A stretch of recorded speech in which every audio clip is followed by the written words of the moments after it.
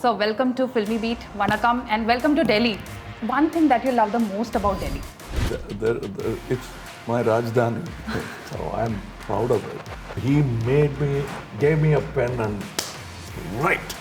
And why we did not is not that we had any difference of opinion. We didn't get the opportunity. I have changed. We had to really struggle, and we didn't have the budget to bring many talented technicians for it.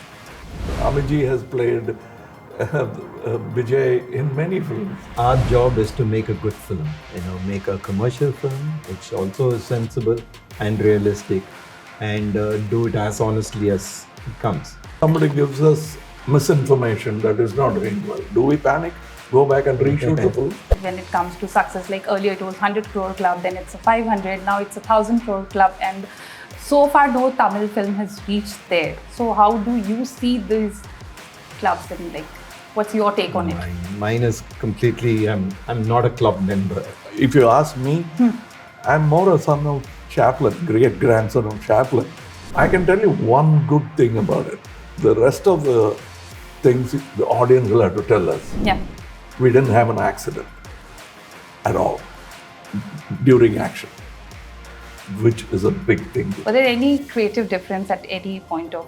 He was a big star at that time. Yeah. He was already a legend at that time. He had done classics at that time. Of late, not a full-fledged Hindi film. Anytime soon, are we seeing you doing a Hindi film? In a generation where people don't take failures very easily, how have you managed to sail through all these years, and how do you see failure? I have a different definition for failures and different definition for success. So Malayalam cinemas have changed your attitude. What's it has changed his attitude. the real OG thugs, Mr. Maniratnam and Mr. Kamal Haasan? Hi, I'm Ashu and you're watching me on Filmibeat. One of the most anticipated films of this year, Thug Life, is releasing in theatres on June 5th. And before the real magic happens on the big screen, please join me in welcoming the stalwarts of Indian film industry, the real OG thugs, Mr. Maniratnam and Mr. Kamal Haasan. So welcome to Filmibeat, Vanakkam, and welcome to Delhi. Thank you. What's the special connection with Delhi? Any special connection with Delhi you both have? Because the film is also based out of Delhi, you just revealed in the press conference. Yeah, true. It's always been fascinating. It has such a character. For a film, it has, it's really picturesque. And there is two contrasting things. There's the old Delhi and there's new Delhi. So it kind of represents everything. So it's wonderful to base it here. What does Delhi mean to you, sir? If you can answer it in Hindi, please, in Delhi style. It's my Rajdhani, so I'm proud of it. And so much of my history, so many things have happened here. There are so many layers of history and the struggle for independence and our slavery. All that is writ on the streets and the dust of Delhi, and people who laid down their lives. I'm walking on their ashes, and that hits me more when I come here. And every time I come here, I'm proud of this place. Ever since the movie was announced, one thing that everybody talked about was the long pending reunion between Maniratnam sir and Kamal sir. The 38 years of gap that had happened. So were you waiting for this genre to say yes to Maniratnam sir? No. Why it took you is so like long? college reunions. They go about minding their business. Suddenly they realize you've not met your old friend who could enhance your business. Even why did I think of it, kind of a thing? And they want to do that, but work keeps them away. And then one day all of them plan and come together. And that's what happened in this. It's as simple as that. And why we did not is not that we had any difference of opinion. We didn't get the opportunity. When we began also, we didn't get an opportunity to work with each other. It's very difficult to make it happen. 38 years, that means almost 4 decades. It's a long time. You both must have evolved in your respective department. It's my question to both of you. What's that one thing that hasn't changed a bit about Kamal sir, and what's the one thing that hasn't changed about Mani sir? I have changed. So you must say what has not changed. As an actor, what do you still feel like he's the same Kamal Haasan? I think when he comes into a film, he just doesn't come in as an actor alone. He comes in as somebody who, helps you structure the film. Yeah. He makes the scenes believable. He interacts with the co-actors, makes the scene absolutely alive. And he works a lot, he does rehearsals. And, all that hasn't changed at all, So every scene you can see an element of Kamal sir's touch in it, There is small things that he adds, not only for himself, but for the other actor. So everybody else around also starts performing very realistically. And I think that's been absolutely consistent from that time to this time. And nobody would probably, it's invisible. So, nobody will know how we worked in Nayakan. I was like one of the ADs. We'll have to go there, he'll be shooting something. His friend and my friend also, Mr. Kitty and I will be preparing boxes for the fight scene and we'll be trying it on each other. That will be happening in one side. And he'll say a scene, I want it like that. So including the sledgehammer and the dummy for it, we'll be making it because the industry was not so fully equipped with international quality technicians. We had to really struggle and we didn't have the budget to bring many talented technicians for. Now we have the money, we bring American makeup man. In this film we have a Japanese makeup man taking care of my look. And all that we didn't have at that time. So I was a standby makeup assistant for everybody. So that's how we made the film. And that's how I still like it now because I would always like to be in the set. But they don't want me to sweat like I did before. I don't know why. But I love being there. And it's like that. We are being kind to each other, not making each other run too much. We have other people to do it. Otherwise, nothing has changed. The passion, I see him that he doesn't even relax after lunch. Wash the hand and he'll be walking towards the set, wiping his wet hand. That's how I've seen things happen. So you took Nayakan's name. So a lot of people are also drawing parallels between the character Nayakan, your role, and in Thug Life. How do you see that? Except the name, which is a sort of, I think it started with me because my very close friend, he also knows him. He's like a brother to me. And he gave me a pen and write. He said, and that's when I started writing. So I'm very fond of him. So Shaktivel is a name that stayed with me. I've done many Shaktis, then Shaktivel. I've done it in various communities. He also liked it, and it happened that in Nayakan he chose the name Shaktivel. I did it, another film called Sati Leelavati, where he belongs to another community with the same name. So it's something like that. Amiji has played Vijay in many films. Yeah. It's so like that. That's the only comparison that you see. Yeah. Mani, so this film has, every aspect that makes it a blockbuster film that one predicts. The legendary Kamal sir, the ensemble star cast, the backdrop, and ever since the trailer was out, the buzz is insane. So do you see this as an added pressure when it comes to the box office numbers? No, I think our job is to make a good film, make a commercial film, which also is sensible and realistic, and do it as honestly as it comes. You can't keep only wondering about box office figures. I think that will come. Yeah. You shouldn't worry about it. Try to make it as well as, till the 5th of June. Our emphasis is just to make sure that we give the best product. Assuming somebody gives us misinformation that is not doing well, do we panic? Go back and reshoot the film? We've done it. We are presenting it. We trust it'll surpass a few critics and reach the audience. We hope. And because we trust in this, it's not bragging. We have to believe in it to sell it so strongly. Yeah. So this question is for both of you. Do you believe in the number game? Like of late, these clubs have been formed when it comes to success. Like earlier it was 100 crore club, then it's a 500, now it's a 1,000 crore club. And so far no Tamil film has reached there. So how do you see these clubs and like, what's your take on it? Mine is completely, I'm not a club member. Okay. Okay, I think it is good, that good films are being made. And I think in Tamil industry, there are quite a few good films that are being made. It doesn't matter whether it is 1,000 or 500 or 600. That will come. I don't think that matters. What matters is that good films do well. So it is very important to make good films, and then numbers will come. You have to trust that the audience will start, reaching out for it, and it'll come. So we came into the films industry not just to hit a club. Yeah. Came in to make films that we believed in, and that's what you're doing. And so your take on it? So we admire all the cinema, but we want more demography.